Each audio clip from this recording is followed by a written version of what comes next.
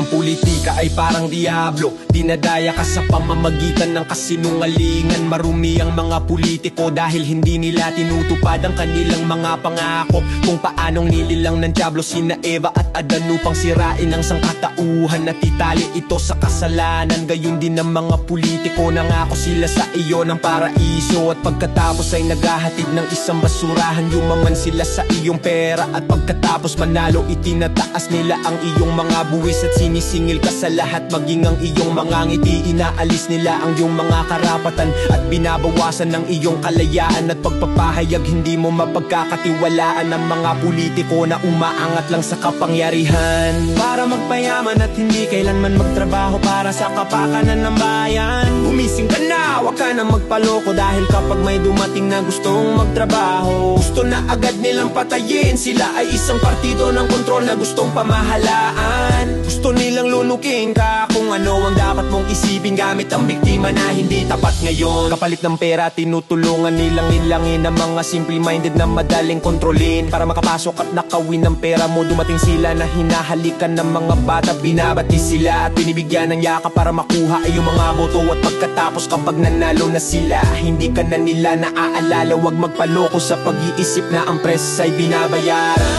para sa hindi patas na pangangampanya. Hindi mo makikita ang pakinabang kapag hinayaan mo ang iyong sarili na dayain ng isang partidong pampolitika na gustong kontrolin ka.